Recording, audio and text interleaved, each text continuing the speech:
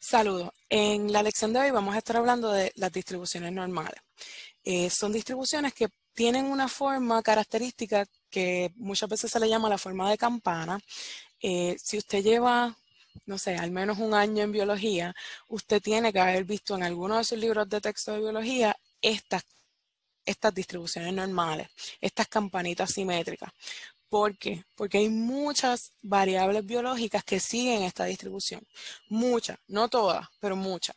Y por eso este tipo de distribución ha ayudado a modelar un sinnúmero de variables en biología.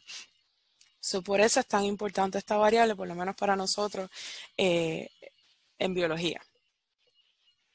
En esta lección vamos a entender pues qué es una distribución normal, cuáles son sus características y una característica en específico que se conoce como la regla de 6895-99.7.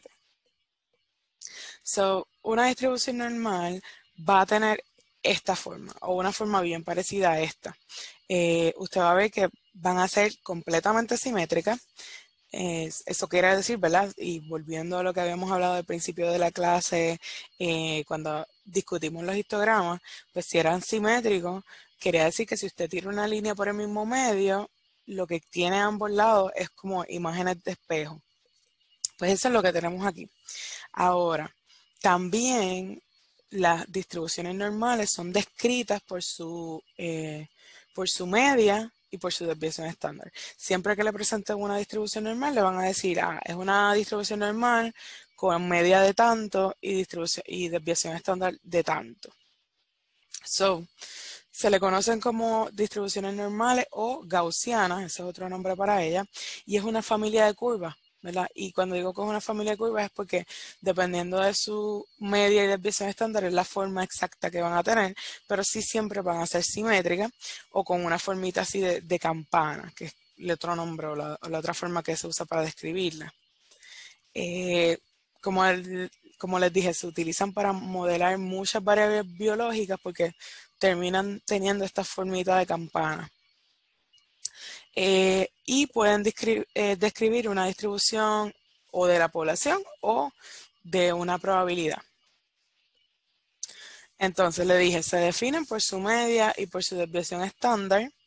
Y la notación que se utiliza para eso, la media se le llama mu, la desviación estándar es sigma, que ese sería este simbolito.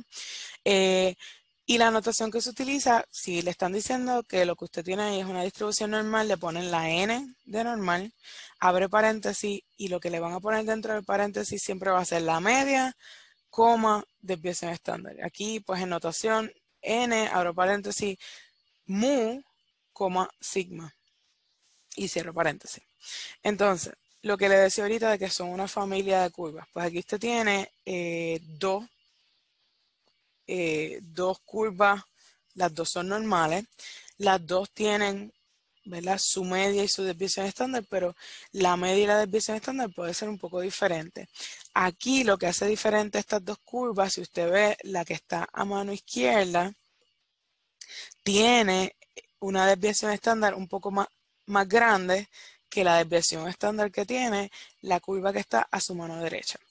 Esa diferencia en los sigma o en las desviaciones estándar, lo que va a hacer es que afecta la forma un poquito, ¿no?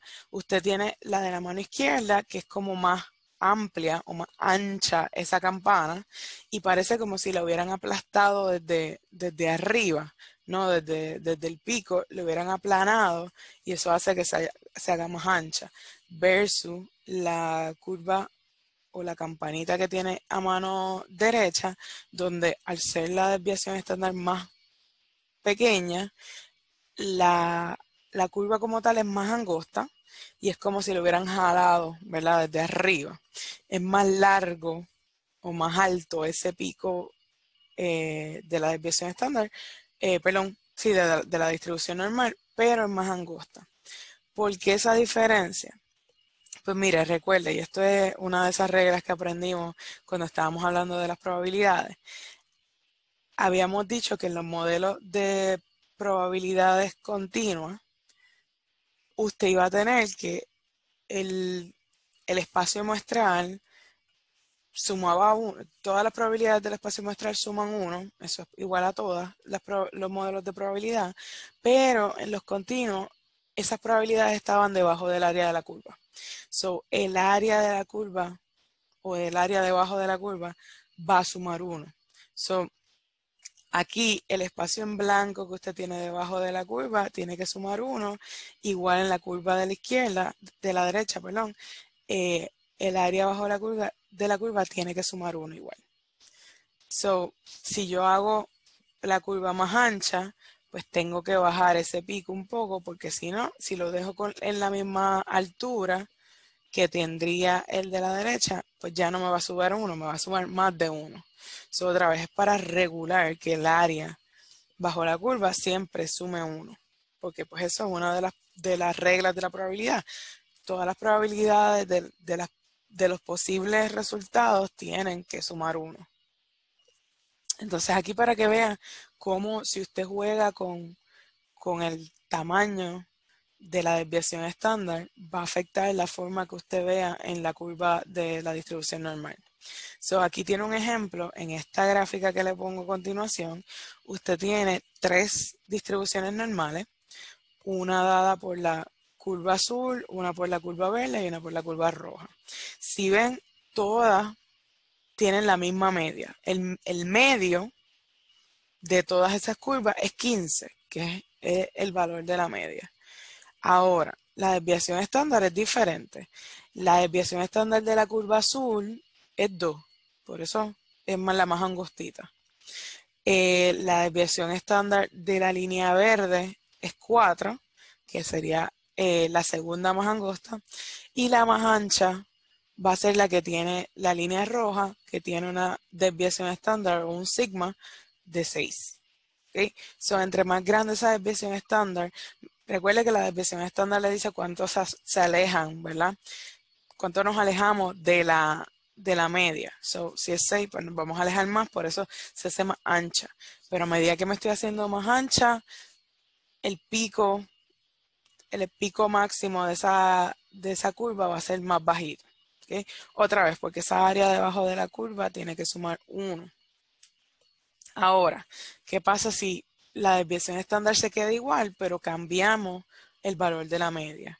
Pues todas van a ser, todas las curvas, como usted ve en esa gráfica de abajo, van a tener, digamos, la misma forma en términos del ancho de la curva, pero lo que se va a trasladar es dónde está el medio de la curva, porque eso es lo que nos determina la media. So, usted tiene una curva que la media es 10, que sería la curva azul, tiene una distribución normal donde la media es 15, que sería la verde, y una distribución normal donde la media es 20, que va a ser la línea como roja. So, nada, para que vea cómo se ven esas curvas de distribuciones normales, dependiendo si lo que está cambiando es la media o si lo que está cambiando es la desviación estándar. Como le dije, en la naturaleza vamos a ver muchas variables que pues, se distribuyen siguiendo una distribución normal. Por ejemplo, la gráfica que tiene arriba es la de las alturas. Las alturas por género, so, ya sea la altura de los hombres, las alturas de las mujeres, vistas por separado, ¿no? De hombres y de mujeres por separado, van a seguir, su distribución se aproxima a una distribución normal. Si ve, ahí en esa gráfica tiene el histograma de valores de las alturas y encima se sobrepuso la curva de una distribución normal. Es bastante parecida. ¿Qué nos quiere decir eso? Pues mire que cosas que ya sabíamos, que la mayoría de las personas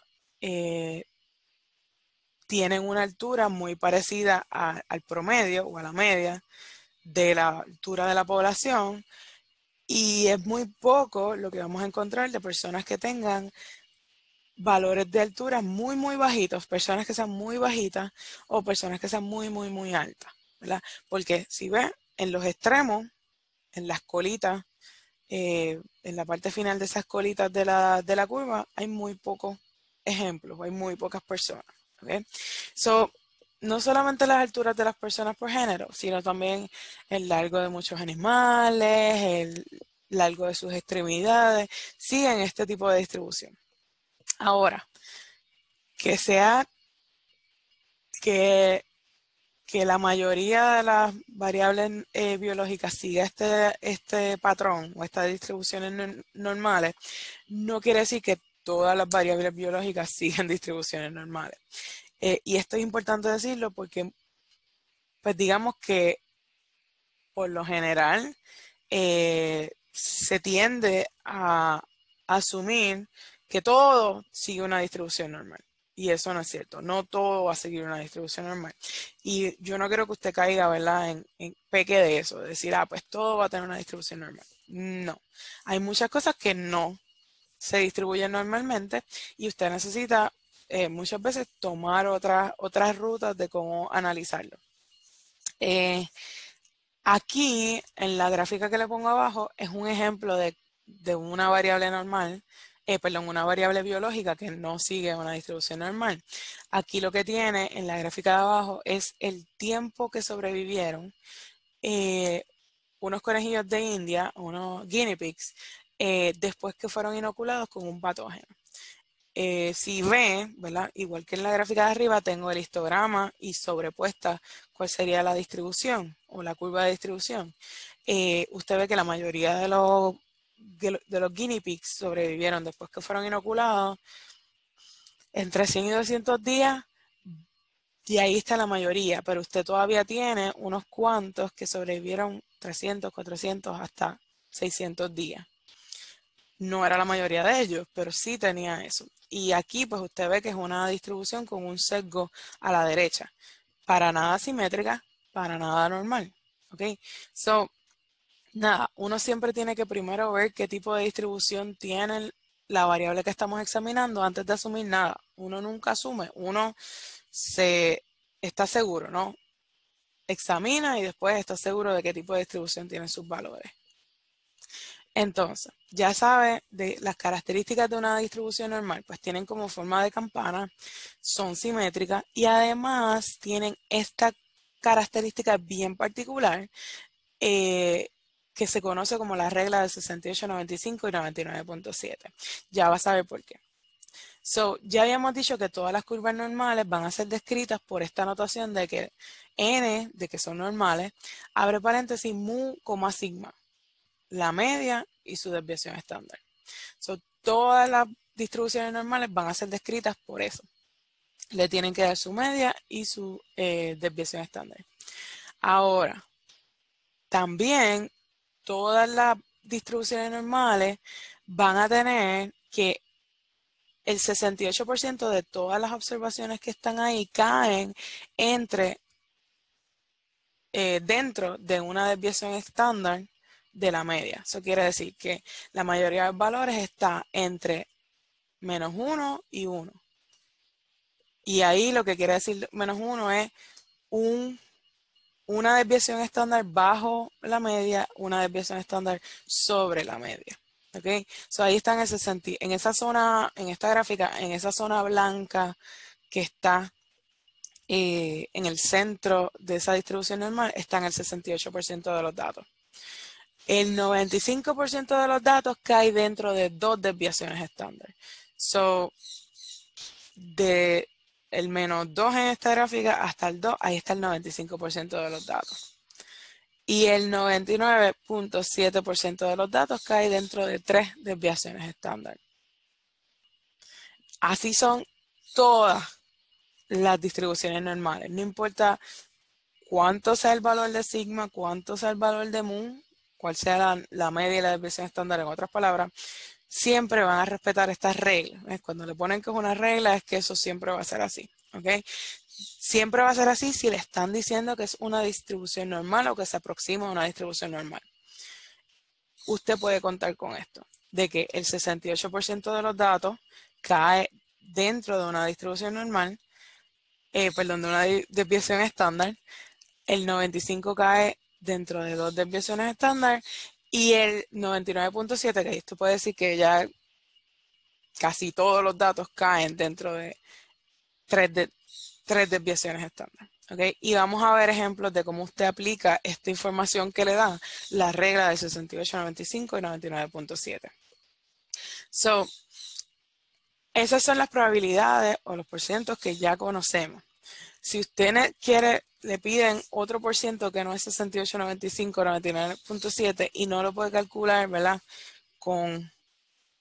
Utilizando esa información, usted puede ir a la tabla B del libro de probabilidad o del libro de la clase y ahí va a poder calcular el resto de las probabilidades. Vamos a usar esa tabla B más adelante, en la próxima lección. Le voy a enseñar a usar la tabla. Pero por ahora vamos a poner en práctica lo que ya sabemos de las distribuciones normales, lo que es que son simétricas, lo de que, ¿verdad?, me las describe una media y una desviación estándar y que yo sé dónde cae el 68% de los datos, dónde cae el 95% y dónde cae el 99.7%. En el primer ejemplo que vamos a ver, vamos a estar utilizando datos sobre osteopenia y osteoporosis. Los dos son condiciones de cuánta densidad, descrita por cuánta densidad ósea tiene la persona. Aquí vamos a utilizar las definiciones de la Organización Mundial de la Salud para osteoporosis y osteopenia. En el caso de osteopenia, se describe como una densidad ósea que está bajo de 1 a 2.5 desviaciones estándar bajo la media de densidad ósea de un adulto joven. El adulto joven va a tener una densidad ósea promedio de tanto y ¿verdad? Y si nos vamos valores debajo de esa media, que sean de 1 a 2.5 desviaciones estándar por debajo, pues ahí está la gente que tiene osteopenia. Y la gente que tiene osteoporosis, pues 2.5 desviaciones estándar o más por debajo de esa media. Para que lo vea de manera gráfica, se lo pongo aquí. Aquí tiene la misma grafiquita que vimos ahorita, donde le dice, pues, tiene una curva de distribución normal con una media de 0 y usted sabe que el 68% de los datos cae en una desviación estándar. Aquí le están diciendo que la gente que tiene osteopenia está de 1 a 2.5 desviaciones estándar bajo la media. Nos vamos a mover a los números que están aquí negativos. De 1 a 2.5 y osteoporosis de 2.5 o más, pero moviéndonos en la dirección con valores menores a la media. Con esa información yo puedo contestar esta pregunta. ¿Qué porcentaje de adultos jóvenes tiene osteoporosis o osteopenia? Pues, ¿qué región, y esto es importante que siempre lo haga cuando le dan este tipo de problemas, qué región en esta curva estaría representada, ¿verdad?, por esos adultos jóvenes que tienen osteoporosis u osteopenia? Pues siguiendo las definiciones que ya me dieron, sería esa zona que está de 1 en adelante, ¿no? Desviaciones estándar por debajo de la media. Por debajo, otra vez, me voy a hacer los números negativos. Y ahí estarían, pues, la gente que tiene osteopenia o osteoporosis. Ahora, me están preguntando el porcentaje. ¿Cómo yo calculo ese porcentaje? Pues mire, vamos a aplicar las cosas que ya sabemos sobre la distribución normal. Yo sé que el 68% de los adultos jóvenes está entre dentro de una desviación estándar, ¿verdad? Yo sé que ese 68% no está en el área de la curva que yo estoy buscando, ¿ok? Yo podría decir, si yo sé que la suma de toda esta área debajo de la curva es 1, yo puedo decir, bueno, déjame restarle ese 68% porque yo sé que ya eso no está ahí. 1 menos 68% me da 32%. Bueno, 1 menos 0.68 me da 0.32. ¿Qué es ese 0.32? No es solamente esta área de la gente que tiene osteopenia y osteoporosis. Sí, la que tiene osteopenia y osteoporosis, pero también está esta área sombreada de azul que está por encima, una desviación o más estándar por encima de la media. Y esa gente no me interesa. A mí solamente me interesan los valores que están por debajo, una desviación estándar o más por debajo de la media. ¿Qué hago? Recuerde, sabemos que la distribución normal es simétrica. So, la misma cantidad que tengo por debajo de la media, la tengo por encima de la media. So, este pedazo amarillo va a ser igual a este pedazo azul. Y yo sé que la suma de esos dos pedazos es 0.32. Pues si yo divido 0.32 entre 2, me va a decir cuánto es solamente ese pedazo amarillo o ese pedazo que está cubierto por el recuadro rojo, que sería la gente que tiene osteopenia y osteoporosis. So, ¿qué porcentaje de adultos jóvenes tiene osteoporosis y osteopenia? 16%. Y aquí simplemente utilizando mi conocimiento sobre la distribución normal, que es simétrica, que el área bajo la curva tiene que sumar 1 y que pues la regla de 68, 95 y 99.7. ¿Ok? Nada, vamos a hacer otro ejemplo para que usted se vaya familiarizando con esto.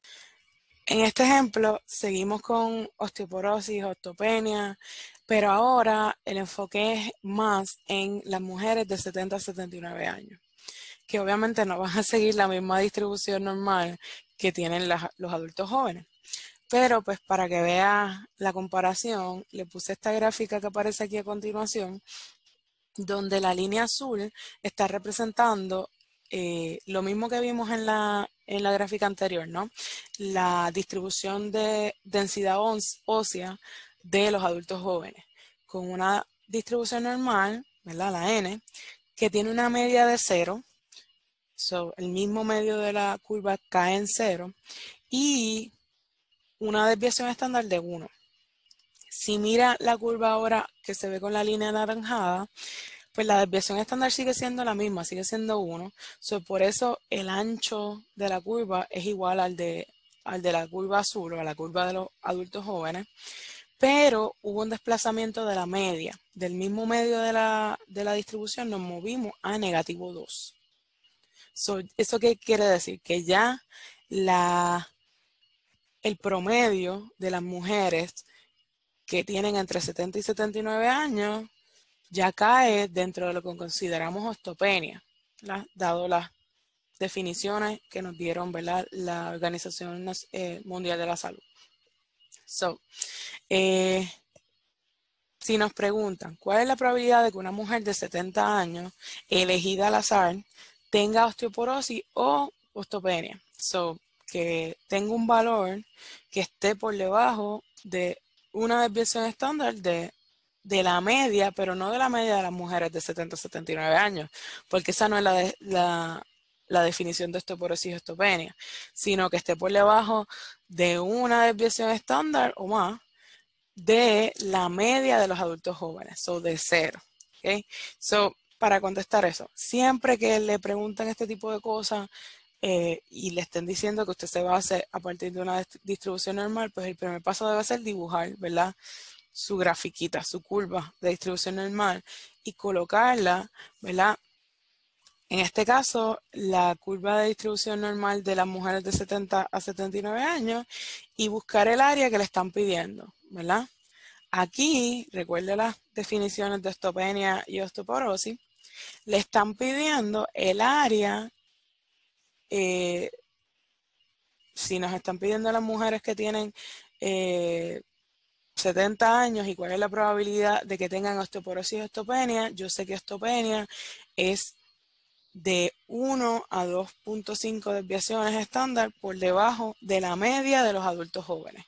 So, adultos jóvenes, la media es 0, una desviación estándar sería 1, so de 1 hacia abajo, ¿no? Hacia valores negativos.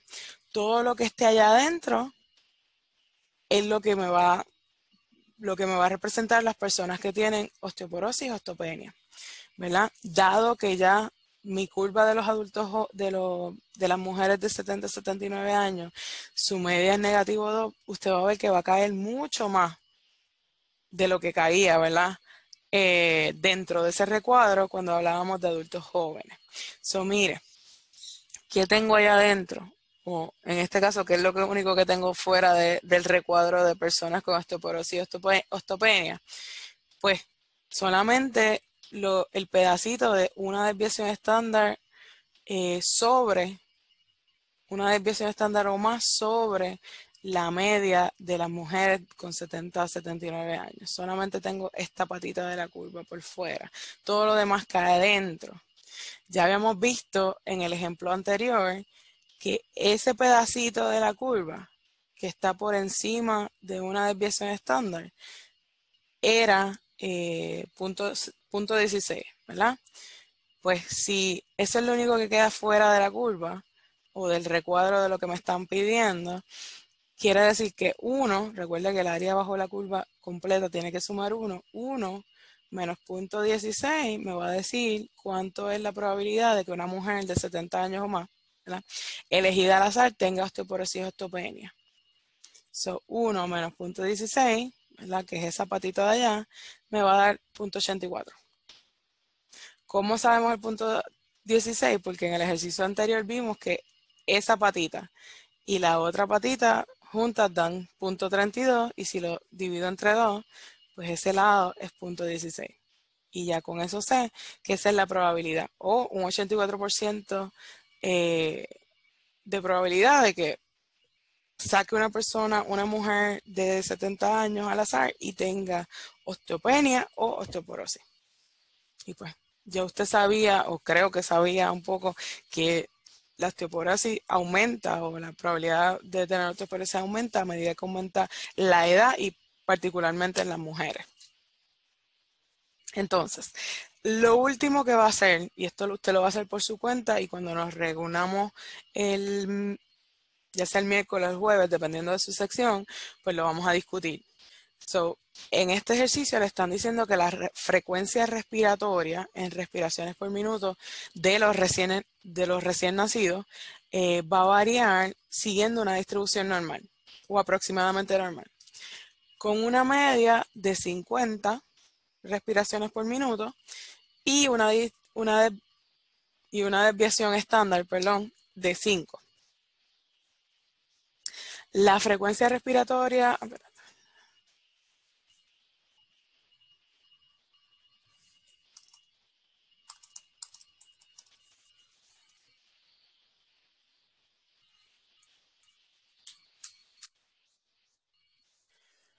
este tercer ejemplo, usted lo va a hacer por su cuenta y cuando nos reunamos, ya sea el miércoles o el jueves, dependiendo de su sección, vamos a discutirlo, ¿ok?